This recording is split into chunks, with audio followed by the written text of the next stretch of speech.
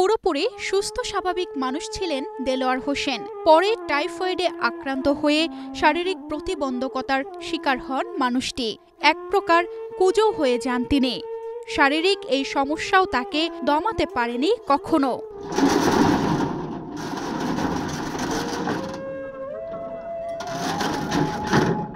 কারো উপর নির্ভরশীল না হয়ে বরং নিজ উদ্যোগে স্বাবলম্বী হতে চেয়েছেন সবসময়। নিজ চেষ্টায় গড়ে তুলেছেন ছোট্ট একটি দোকান। সেই দোকানের আয় উপার্জন দিয়ে পরিবার নিয়ে কোনো রকমে বেঁচে থাকার জন্য প্রাণপণ যুদ্ধ করে যাচ্ছিলেন তিনি। কিন্তু তার এই জীবন যুদ্ধে ভয়াবহ ভূতের আছড়ের মতো এসে হাজির হয়েছে চোর। ওয়ালটন এখন দেশের সীমানা পেরিয়ে পৌঁছে গিয়েছে 50টিরও বেশি দেশে। ওয়ালটন, ঘরে ঘরে, বিশ্বজুড়ে। বারবার তার দোকানেই চুরির ঘটনা ঘটছে। শারীরিক প্রতিবন্ধকতা তাকে দমাতে না পারলেও চোরের কারণে এখন দিশেহারা হয়ে পড়েছেন মানুষটি। সব নিয়ে গেছি, আমি যত কিছু তেল সাবান টাবান যা আছে সব নিয়ে গেছি, দুধ সব কিছু নিয়ে গেছি, চাল মাল। তখন তো আমার বললাম না, তখন তো আমি একদম হয়ে গেছি, যেন আমার আর কোথায় নিয়ে গেছি। যখন চুরি হয়ে গেছে আগে দিয়ে একদম সব কিছু নিয়ে গেছি। তুই আমার একদম পায়ে ভিড় হয়ে গেছে।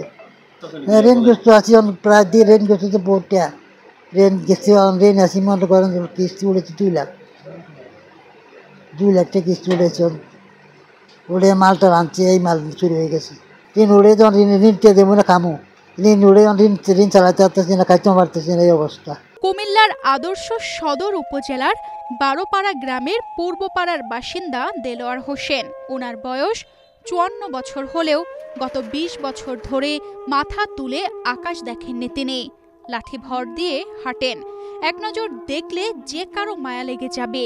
দোকানের তালা খুলতেও তার যথেষ্ট কষ্ট হয়। দোকানের ভেতরে তার সিটটা অনেকটা বিছানার মতো। 3 ছেলে মেয়ে নিয়ে টানাটানি সংসার। দোকানে বারবার চুরি হওয়ার কারণে তিনি পরিবার নিয়ে মানবেতর জীবন যাপন করতে বাধ্য হচ্ছেন। আমরা ঋণ তুললে আমরা দোকানে মাল তুলছি, আমার হাজব্যান্ড অসুস্থ, কোনো কাজ টাজ করতে পারে না। যেদিন দোকানটা মাল তুলছি এদিন দোকানটা চুরি হয়েছে। বাচ্চারা জানি অনেক কষ্টতে আছি, চলতে অসুবিধা হতেছে। আমি নিজে যে মালটা না নিয়ে এলাকার সাহায্য করার মাধ্যমে আমি চলাফেরা করতে আছি। এই অবস্থা মানুষ আমাদের দোকানটা চুরি করতেছে। শারীরিক প্রতিবন্ধী হলেও আত্মমর্যাদাবান মানুষ দেলোয়ার। এলাকাবাসী সাধ্য মতো পাশে দাঁড়ালেও তার আরও সহযোগিতা দরকার বলে জানায় এলাকাবাসী। অসুস্থ মানুষ এই হাঁটাচলা করতে পারে না, চলতে খুব কষ্ট হয়। এই দেখা গেছে যে বিভিন্ন এনজিও থেকে এই লোন টোন উঠাইয়া এই ব্যবসা বাণিজ্য করে। উনি চাইলে কিন্তু ভিক্ষা করতে পারে, কিন্তু ওনার আত্মমর্যাদার কারণে উনি এটা করে না। ওনার বক্তব্য হয়েছে আমি কিছুটা করে খাই। তো এটা নিয়ে আসলে আমরা এলাকাবাসীও যতটুকু পারি সহযোগিতা করি। এরপরও এনজিও থেকে লোন উঠাইয়া কিছুদিন আগে মাল উঠাইছিল। এরপর ওনার দোকানটা চুরি হয়ে গেছে আর কি।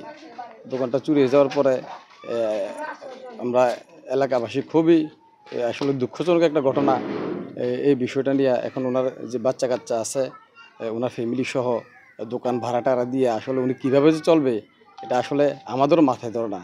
আমরা এলাকাবাসী যতটুকু পারি হেল্প করি।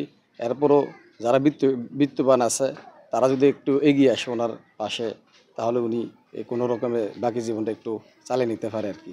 আমি সবার কাছে আহ্বান করব যে সবাই ওনার যে অবস্থা, আপনারা প্রয়োজনে নিজে সশরীর প্রয়োজনে আসেন বারোপাড়ায়, ওনার কন্ডিশন দেখেন। আসলে ওনারা দেখলে যে কোনো লোকে ভিক্ষা দিতে মন চাইবে, কিন্তু উনি আসলে ভিক্ষা চায় না। দেলোয়ার হোসেন ও তার পরিবারকে সাহায্যের জন্য সহৃদয়বান সবাই এগিয়ে আসতে পারে। যারা দেলোয়ার হোসেনের পাশে দাঁড়াতে চান তাদেরকে যোগাযোগ করার জন্য অনুরোধ জানানো হচ্ছে। মানুষ মানুষের জন্য আপনার একটু সহযোগিতায় নতুন করে জীবনের স্বপ্ন দেখতে পারে দেলোয়ারের পরিবার। তানজিদা রহমান, ইনায়া, বাংলাদেশ প্রতিদিন।